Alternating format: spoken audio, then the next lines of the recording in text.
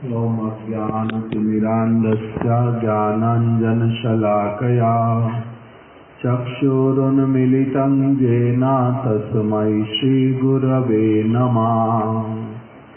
वाञ्छाकल्पतरुभ्यश्च कृपासिन्धुभ्य एव च पतितानां पावनेभ्यो वैष्णवेभ्यो नमो नमः। कृष्णदास कविराज रसिक भक्त माज जे कैलाचई तन्या चरिता गौर गोविंद लीला सुनिते गलये शिला ताहते ना हैलमो रचित। कृष्णदास कविराज रसिर भांडारी यतने राखिला कृष्ण प्रेम हेम कुंड भरी। शृण्वतां नित्यं गीयतां मुदा चिन्त्यतां भक्ता चैतन्यचरितामृतम्। श्री कृष्ण चैतन्य प्रभु नित्यानंदा श्री अद्वैत गदाधर श्रीवासादि गौर भक्त वृंद। हरे कृष्णा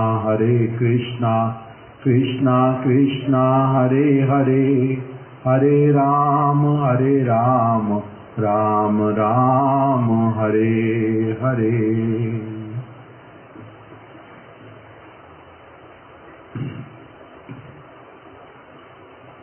कल हम लोगों ने श्रवण किया था कि किस प्रकार से श्री चैतन्य महाप्रभु ने वाराणसी में, महाप्रभु जगन्नाथपुरी से चल कर के आए थे वृंदावन के लिए, बीच में वाराणसी में रुके थे।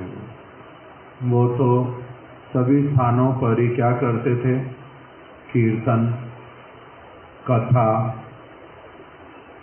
गीत भगवान को प्रसन्न करने के लिए नगर संकीर्तन जैसा, तो सभी जगह पर जब ऐसे ही कीर्तन करते थे तो जो वाराणसी के लोग वो महाप्रभु की निंदा करते थे, क्या कह करके कि ये सन्यासी हैं और इस तरह से भावुक व्यक्तियों के साथ में नित्य गान इत्यादि करते हैं, ये कोई अच्छी बात है क्या?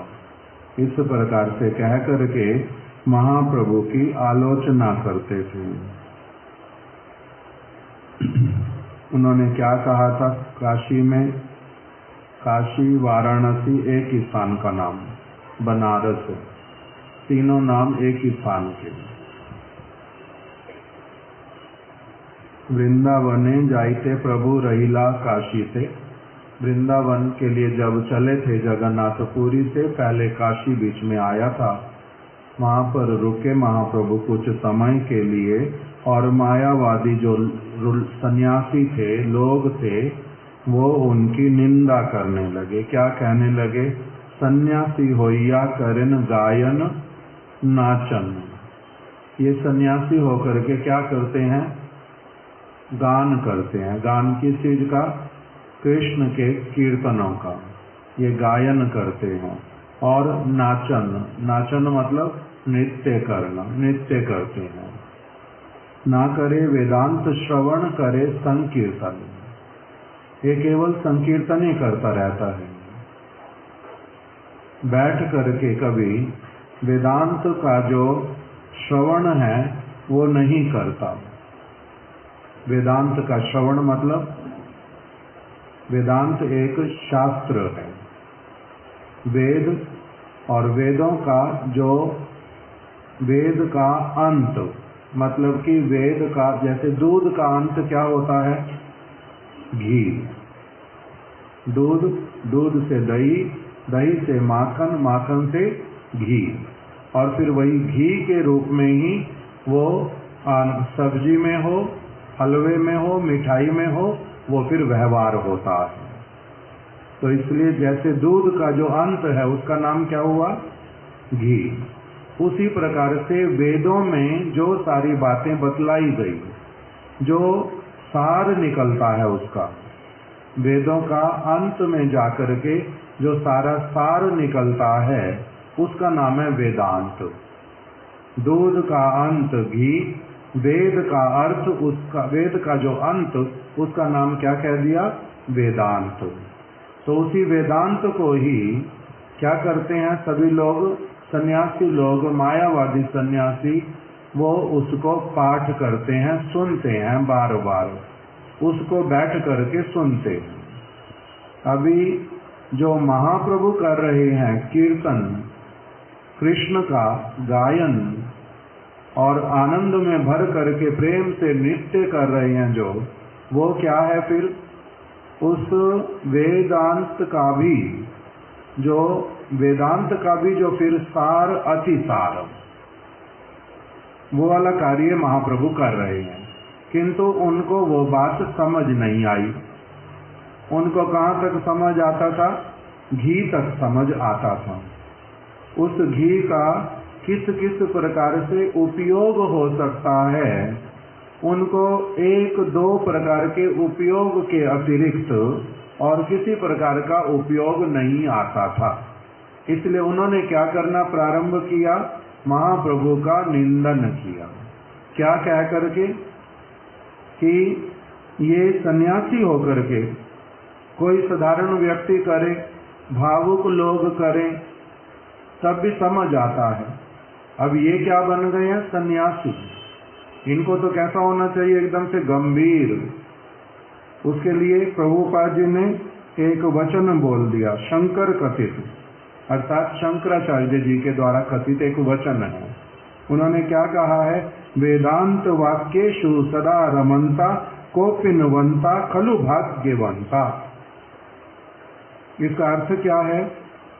कोपिनवंता अर्थात जिसने सन्यास ग्रहण किया है। कोपिन ग्रहण करने को, सन्यास ग्रहण करने को जो प्राचीन लोग सारे वो बोलते थे कोपिन ग्रहण करना। कोपिन समझते हैं? कोपिन क्या होता है? गल वस्त्र इत्यादि नहीं।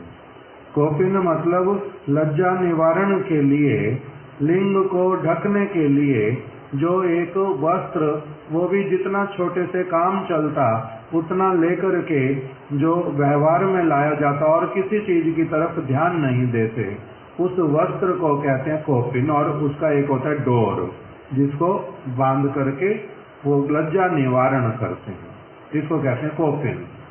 अर्थात मैंने संसार की सारी वस्तुओं में से वस्त्र को भी जितना कम से कम में काम चल सकता वही मैं धारण करूंगा और किसी वस्तु को चाहूंगा ही नहीं।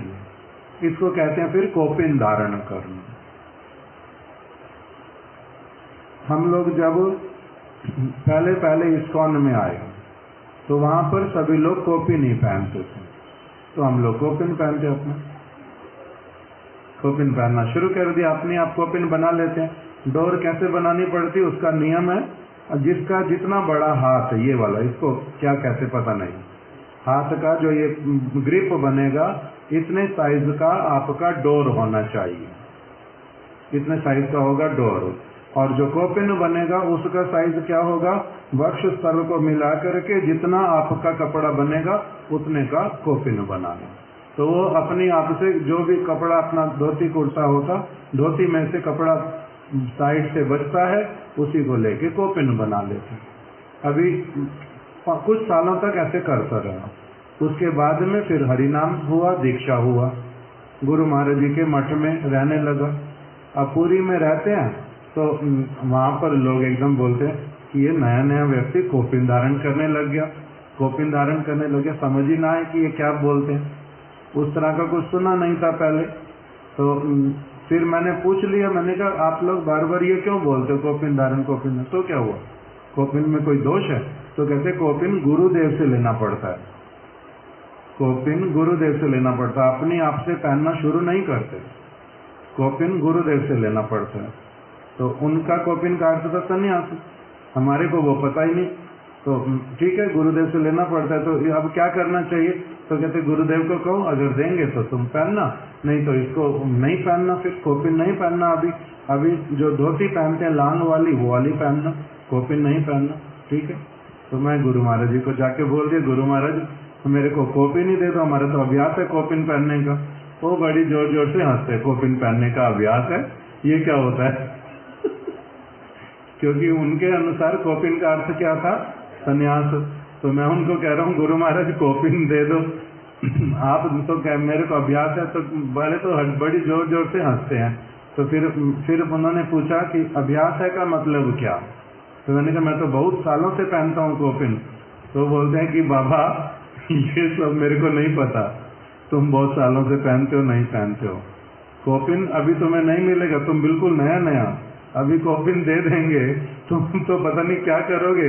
हमारा तो 2-4 दिन का तुम्हारे से जान पहचान हुआ, अभी हरि नाम मिल गया बहुत है, अभी कोपिन का बात नहीं करना। मेरे को फिर भी समझ नहीं आया। अब फिर मैंने अंडरवियर लेकर के आया, कोपिन पहनना छोड़ो भाई, जब नहीं देते तो क्या करेंगे। तब फिर बाद में अगले दिन अपनी आप से गुरु महाराज जी ने बोला कि बाबा कोपिन मिले अनेक आचरण करते हैं, तो अच्छे से आचरण करना पड़ेगा, शास्त्र में निपुण होना पड़ेगा, तुम्हारे को देखेंगे धीर स्थिर तुम होगे, गृहस्थ की तरफ नहीं जाओगे, अच्छे से भजन करोगे, तब फिर देखेंगे तुम्हें हम कोपिन देंगे। तो मेरे को फिर भी समझ आया यही कि इसका मतलब यही होता है जब बहुत सिंसियर हो जाएंगे तब कोपिन मिलेगा बस। किंतु संन्यास नहीं पता चला, कुछ दिनों बाद जाकर के पता चला इसका अर्थ क्या होता है, संन्यास लेना। तो यहीं पर वही शंकराचार्य जी बोल रहे हैं कोपिन वंता, अर्थात जो संन्यास धारण करता है उसको कहते हैं कोपिन धारण करना। केवल वो वस्त्र का टुकड़ा नहीं है जो मैं पहले समझता था कि वो केवल वस्त्र का टुकड़ा है। महानिधि महाराज जी बोलते थे कि ये कॉटन का बना हुआ होता है, पैसे भी लगते नहीं, बड़ा सस्ता है, इसलिए यही वाला ही पहनना चाहिए। तो उसी भावना से पहन लेते थे बस, बाकी और कोई विचार नहीं था उस समय। किंतु गुरु महाराज जी ने समझा दिया इसका अर्थ संन्यास होता है, इसका अर्थ गंभीरता होता है, इसका अर्थ होता है स्त्री संग कभी जीवन में, स्वप्न में, मन में भी नहीं करूंगा।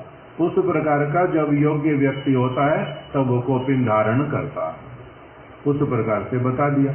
तो अभी शंकराचार्य जी क्या कह रहे हैं कि कोपिन वंता जो है, जो सन्यासी होगा वो क्या करेगा सब समय, वो करेगा वेदांत वाक्येषु सदा रमंता।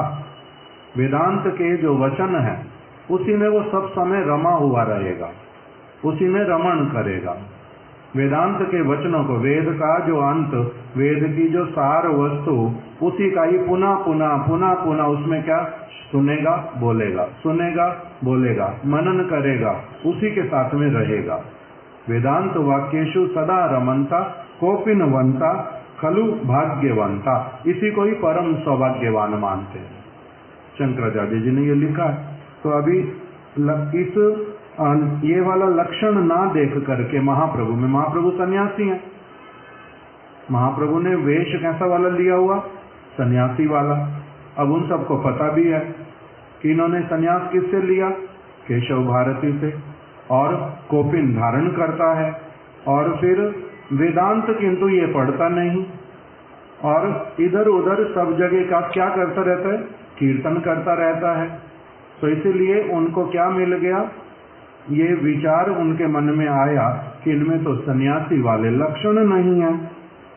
लक्षण ना देखिया मायावादी सन्यासी और गृह व्रतगण श्रीमन महाप्रभु निंदा कोरितन। गृह व्रत किसको कहते हैं, गृह व्रत मतलब जो अपने घर के काम काज में लगे रहते।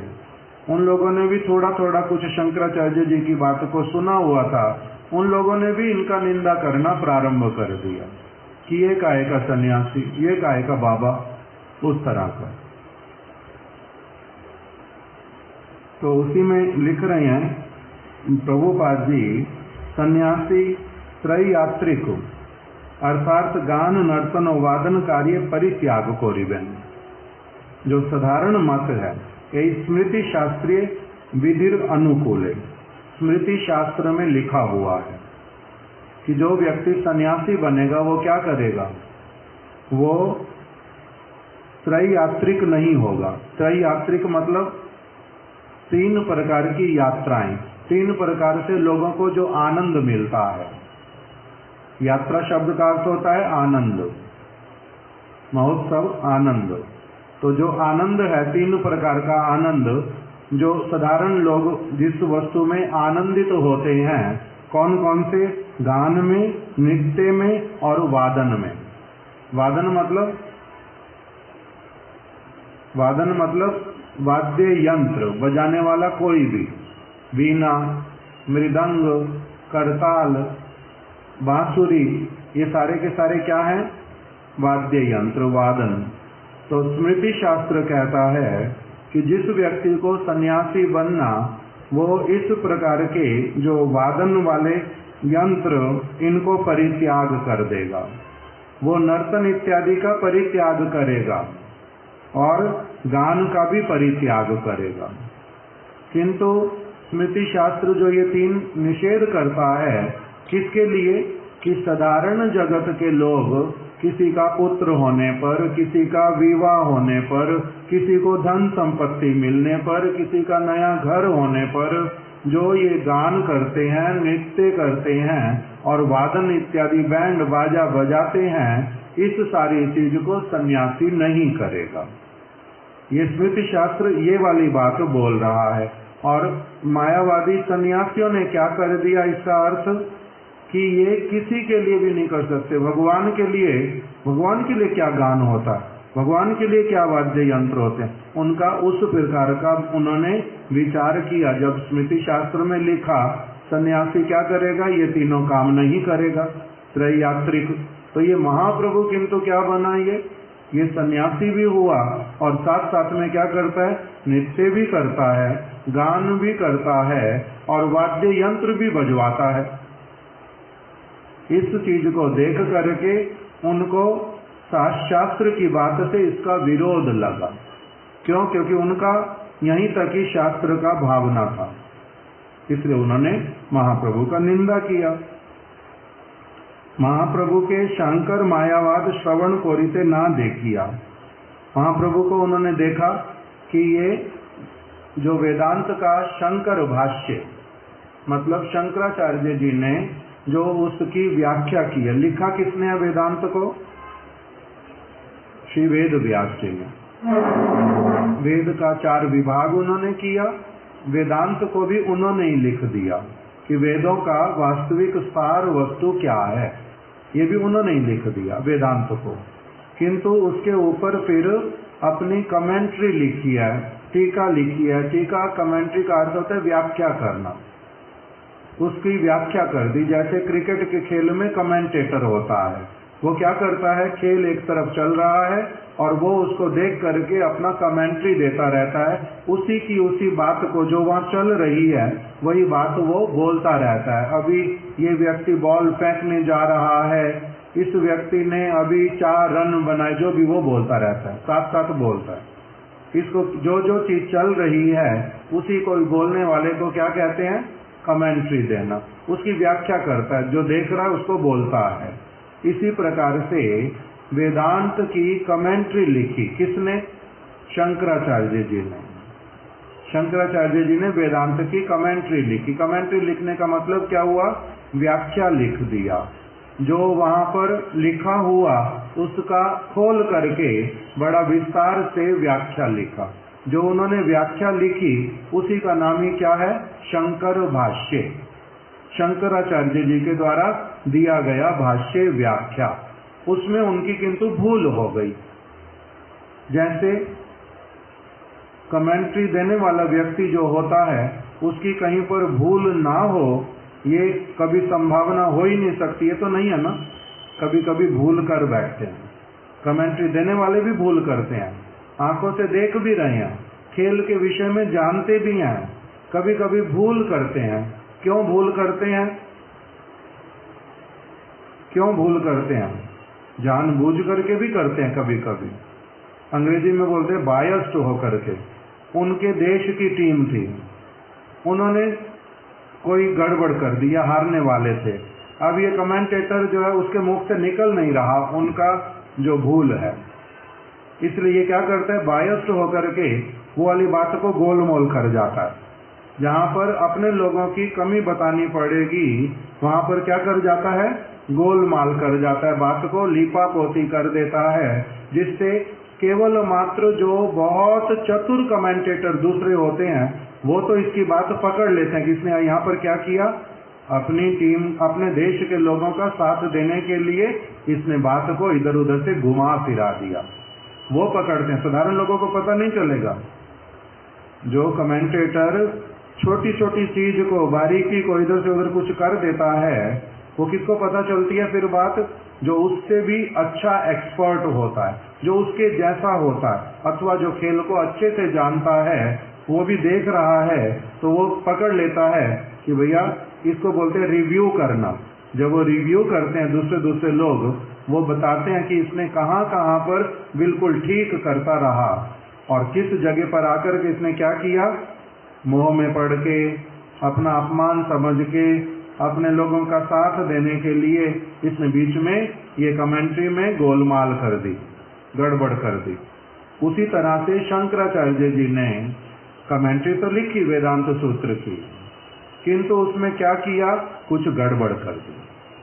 क्या गड़बड़ कर दी, एक जगह पर जो वेद व्यास जी, उन्हीं को ही क्या कह दिया, वेद व्यास जी ने जो लिखा उन्होंने उसके आगे व्याख्या कर दी कि ये वाला वेद व्यास जी का वचन जो है इसकी तरफ ध्यान मत दो, कोई भी मत पढ़ो, आगे पीछे सारा पढ़ लो, ये वाला ध्यान मत दो। क्यों, वेद व्यास हैला भ्रांत, वेद व्यास जी जो है वो भ्रांत हो गए थोड़ा सा, उन्होंने लिखते लिखते गड़बड़ कोई चीज लिख दी थी, इस तरह से उन्होंने लिख दिया।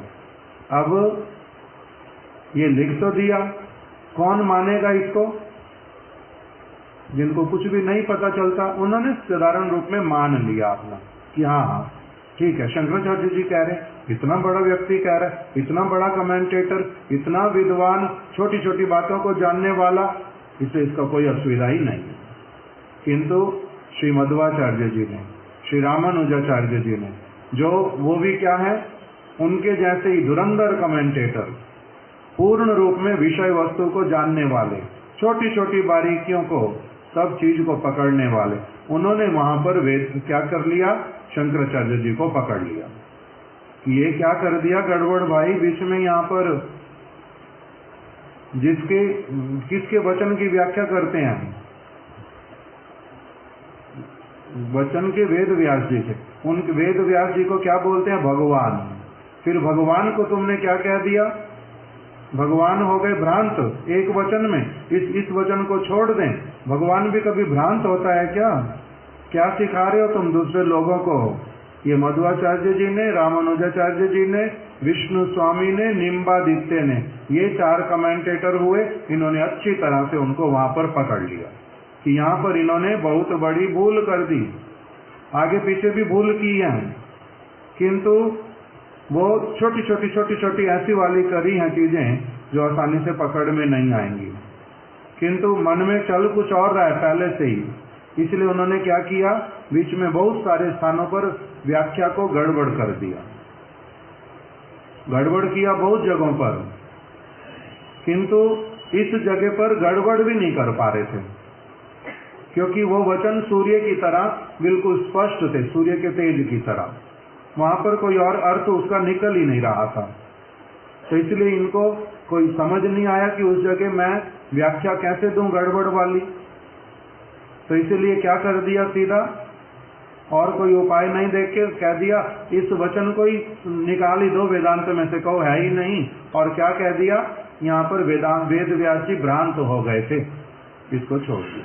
तो जिसका भगवान के प्रति, वेद व्यास जी के प्रति इस प्रकार का भावना आ जाता है, उसको क्या कहते हैं, गुरु के प्रति जिसका इस प्रकार का संशय हो जाए, उस शिष्य को शिष्य ही नहीं कहते, वो शिष्य के पद से खारिज हो जाता है। इसी प्रकार से चारों आचार्यों ने शंकराचार्य जी के जो मत, उसको क्या कह दिया कि आपका उसमें थोड़ा बहुत कुछ अच्छा भी अगर होगा तब भी पूरी तरह से रिजेक्टेड। किस लिए, क्योंकि आप वेद व्यास जी के शिष्य ही नहीं हैं, आपको वेद व्यास जी के प्रति विश्वास ही नहीं है। आपके वचन से पता चलता है, आपने जो गड़बड़ियां की हैं, बीच में घोटाले किए हैं, वो सब पता चलता है, इसलिए आप उनके शिष्य नहीं हैं। तो चारों वैष्णव संप्रदाय ने वेदांत के ऊपर, वेद व्यास जी का वेदांत, उसके ऊपर शंकराचार्य जी ने भी कमेंट्री दी और चारों आचार्यों ने भी दी। चारों आचार्यों की कमेंट्री को महाप्रभु ने बड़े आदर के साथ में स्वीकार किया, शंकराचार्य जी के विचार को पूरी तरह से रिजेक्ट किया। उन्होंने क्या किया है? गड़बड़, घोटाला, गड़बड़ है उसमें, इसलिए उसको क्या किया? स्वीकार नहीं किया। तो इसी बात को यहाँ पर अभी समझा रहे हैं कि महाप्रभु जो है वो शंकर भाष्य नहीं सुनते थे। जो शंकराचार्य जी ने व्याख्या की है उसका एक वचन भी नहीं सुनते थे, सुनना ही नहीं है। क्यों नहीं सुनना? महाप्रभु ने अपने मुख से बोल दिया, शंकर भाष्य सुन ले है सर्वनाश।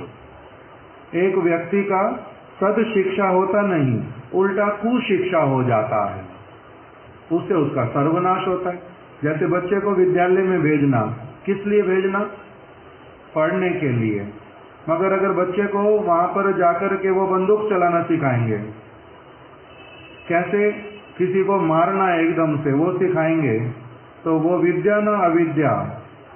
अविद्या। तो इसी प्रकार से शंकराचार्य जी ने जो सारा लिख करके रखा, उससे एक व्यक्ति का सत्य वस्तु से भटकना होता है, मिथ्या वस्तु को समझ जाना हो जाता है, मिथ्या वस्तुएं दिमाग में घुस जाती हैं, उसी से व्यक्ति कुतार्किक बनता है, अलग अलग चीजें आ जाती हैं। इसलिए उनके भाष्य का एक शब्द सुनने के लिए भी मना किया। शंकर भाष्य सुन ले है सर्वनाश, ऐसा करके बड़ा अच्छी तरह से निषेध कर दिया। और भी एक बात बोली स्वरूप दामोदर गोस्वामी ने कि यदि कोई व्यक्ति बहुत दिनों तक भक्ति का याजन भी कर रहा हो, भक्ति की बातें सुन रहा हो, क्या है उसमें शिव शूल पाणी सम, यदि ना ये वाला नहीं, शूल पाणी सम, वहां पर दूसरा है वचन, वो भी यदि भाष्य सुने वो वाला, उसका भी पतन हो जाता है। पता है? तो ये वाला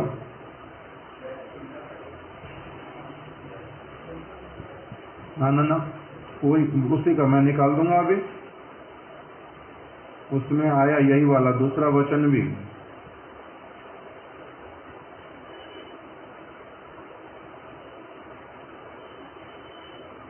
एक ऐसा वचन है वो बड़ा स्ट्रॉन्ग,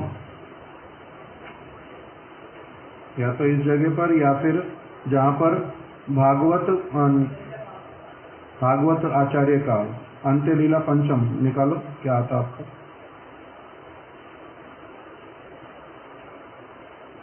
मैंने वो अच्छे से पढ़ा हुआ।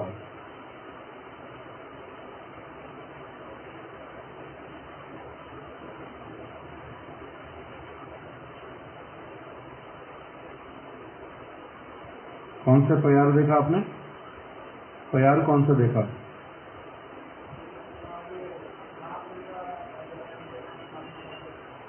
हाँ ठीक है, कौन सा प्यार का नाम क्या है?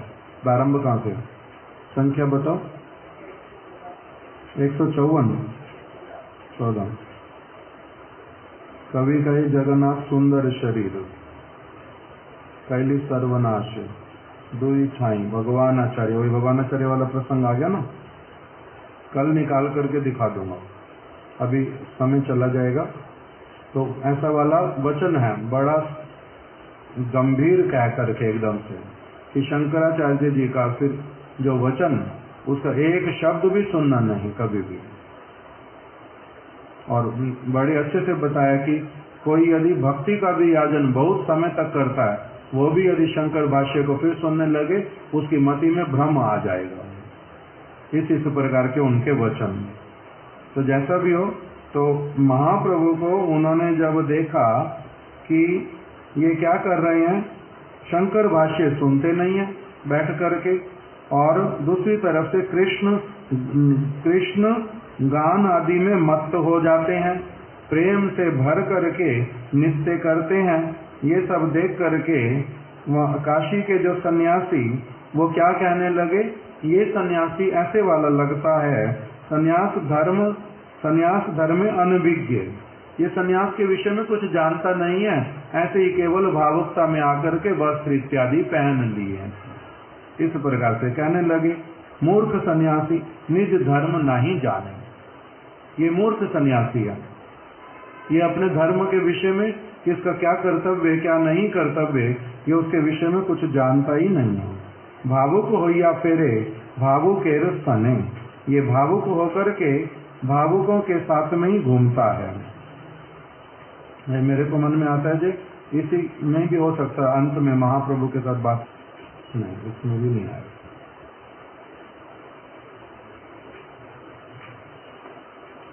जैसा भी हो, तो अब यहाँ पर क्या हुआ, उन्होंने महाप्रभु का निंदा किया।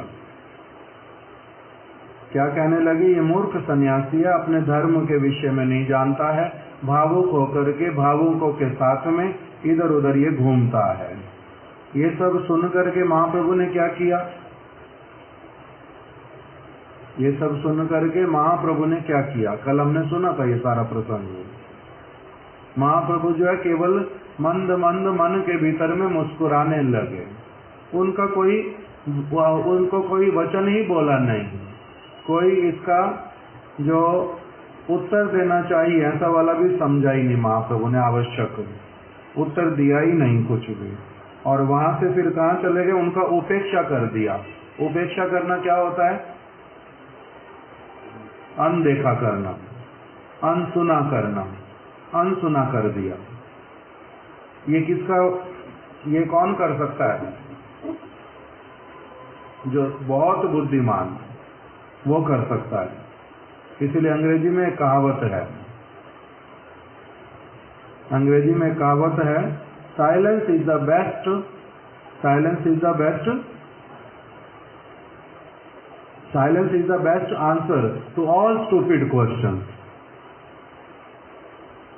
Silence is the best answer to all stupid questions. जो लोग स्टूपिड की तरह बातें करें उनके लिए सबसे अच्छा उत्तर कौन सा होता है, साइलेंस, चुप रहना।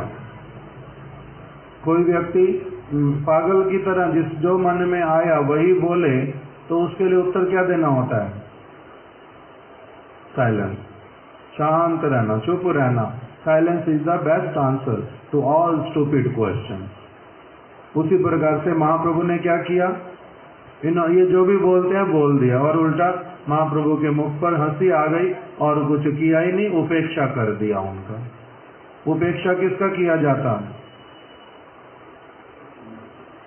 उपेक्षा भी किसकी करते हैं, जिनके साथ संबंध का कुछ अनुभव नहीं होता, उसकी उपेक्षा कर दी जाती है।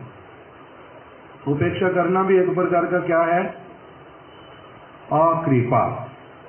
कृपा नहीं होती है, जिसके प्रति कृपा होती है उसकी उपेक्षा नहीं करते, उसको समझाते हैं, उसको कुछ बोलते हैं कि ऐसा नहीं, ऐसा करो, ये क्या बोल रहे हो, ऐसा कहने से अच्छा नहीं है।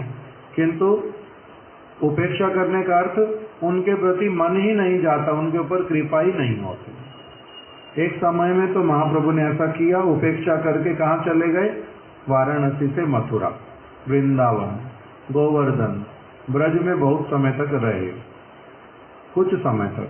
फिर वहां से जब वापस लौटे तब फिर से वाराणसी आया, पहले प्रयाग आया, फिर वाराणसी आया। वाराणसी में फिर से महाप्रभु रुके थे। किसके घर पर रुके थे, कल बताया था, चंद्रशेखर वैद्य के घर पर। और जो भिक्षा ग्रहण करते थे, भोजन कहाँ लेते थे, श्री तपन मिश्र जी के घर पे। चंद्रशेखर वैद्य को जाति से क्या बताया था, शूद्र। महाप्रभु फिर भी उनके घर पर क्यों रह गए, सन्यासी होकर के क्यों रह गए, सन्यासी होकर के शूद्र के घर पे रह गए, किस लिए,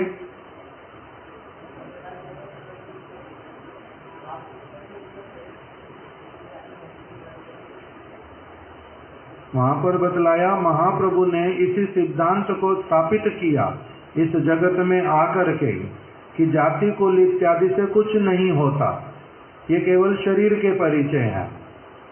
चाहे कोई ब्राह्मण है, चाहे क्षत्रिय है, चाहे वैश्य है, चाहे शूद्र है, चाहे गृहस्थ है, चाहे वानप्रस्थी, चाहे सन्यासी, चाहे ब्रह्मचारी, ये सारे शरीर के धर्म हैं। आत्मा का ये परिचय थोड़ा ना है। आत्मा जब माता के गर्भ में आती है, जिस जाति की माता के गर्भ में आ गई, कहते ये वही जाति का हो गया। किंतु आत्मा कौन सी जाति की? उसकी तो हर जन्म में जाति बदल जाती है। कभी किसी गर्भ में जाता, कभी किसी गर्भ में, कभी किसी गर्भ में, तो जाति बदल जाती है उसकी। तो जो वस्तु बदलती है उसका संबंध किसके साथ होता है? अनित्य शरीर के साथ, इस जगत के साथ। आत्मा किंतु बदलने वाली वस्तु ही नहीं है, उसकी जाति कौन सी है फिर? आत्मा की जो जाति है उसका नाम क्या है? सभी भगवान की संतान, इसलिए अच्युत गोत्र बोलते हैं। ये सारे के सारे जीव कहते हैं भगवान के दास हैं। इसे सभी क्या है? एक ही हैं। उसमें से जो भगवान का भजन करेगा, वही महाप्रभु ने क्या कहा? ये मेरे सारे कौन है? मेरे बंधु हैं। उस आधार पर जो भगवान का भजन करता है वो मेरा बंधु है, और जो भगवान का भजन नहीं करता उससे मैं अपनी दूरी बना के रखूंगा। क्यों? क्योंकि मैं इनके संग में कहीं बिगड़ ना जाऊं। इसलिए चंद्रशेखर वैद्य के घर पे रहे निसंकोच होकर के, कोई चिंता नहीं। क्यों? क्योंकि वो कौन है? भगवान के भक्त हैं, भक्ति करते हैं। जाति से शूद्र हैं तो क्या हो गया? उस चीज का महाप्रभु ने विचार कभी भी नहीं किया।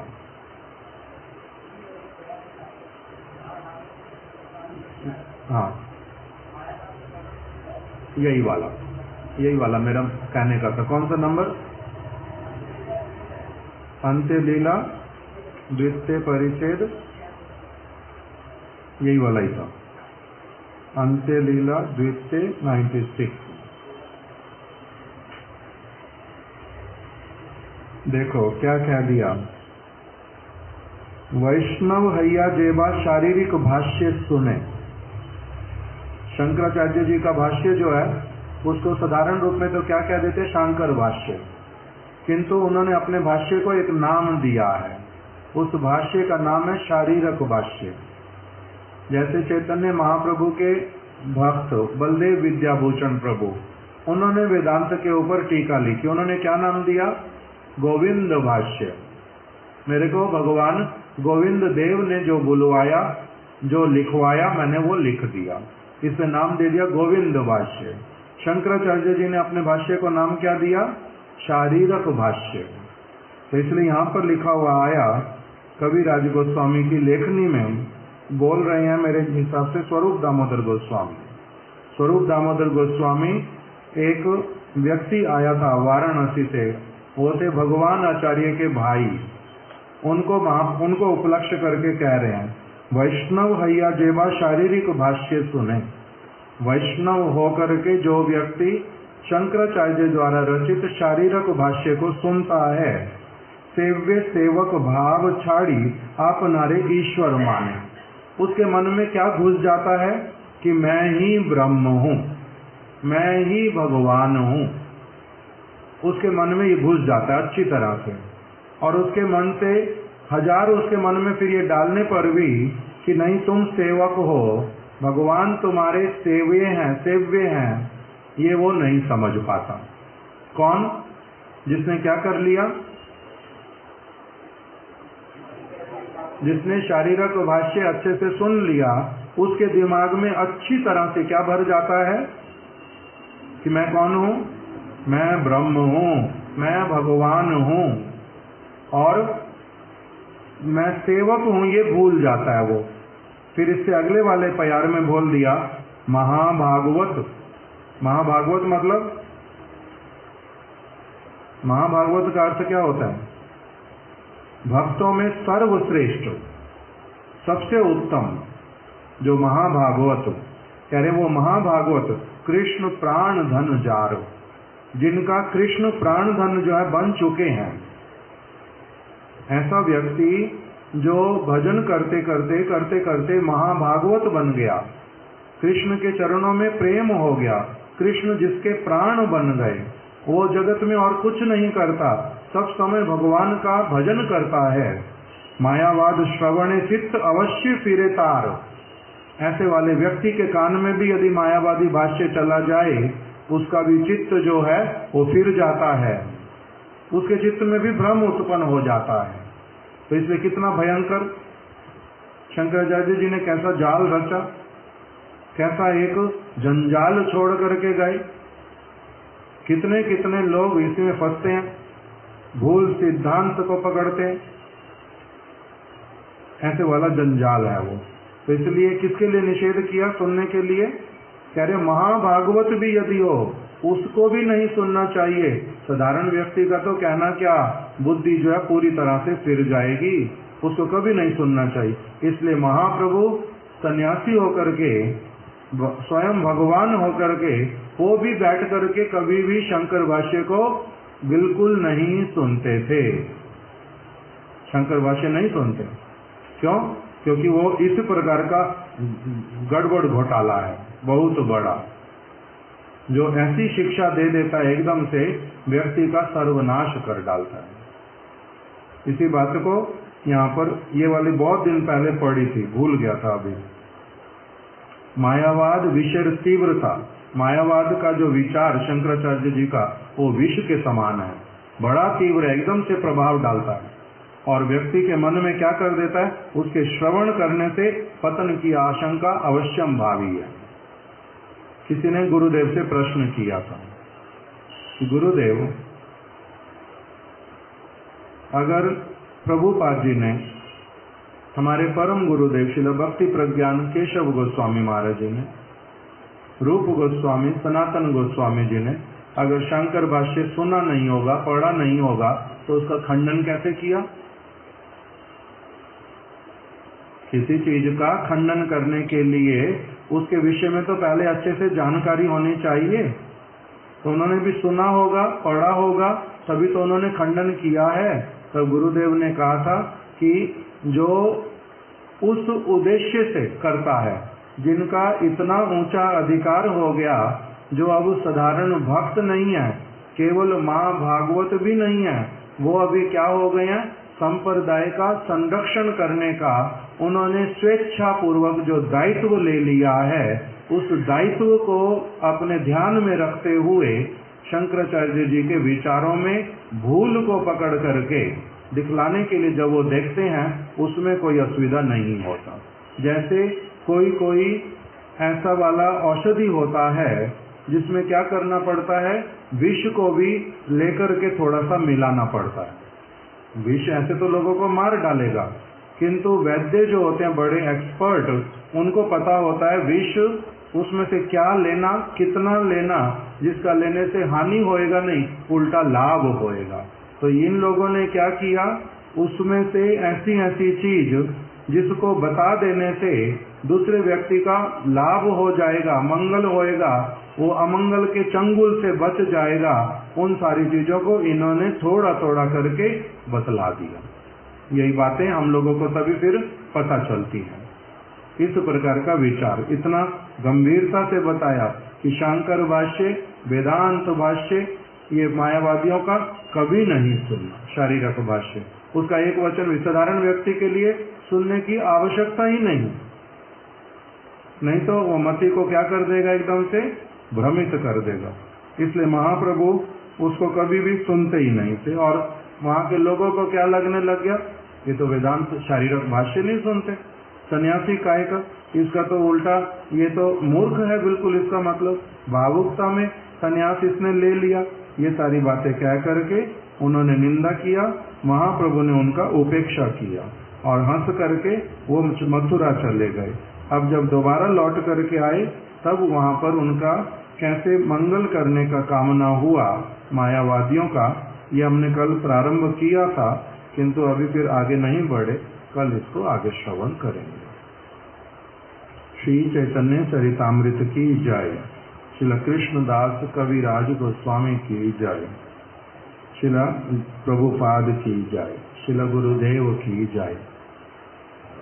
वृंदायै तुलसी देव्यायै प्रियायै केशवस्य च कृष्ण भक्ति प्रदे देवी सत्यवत्यै नमो नमः।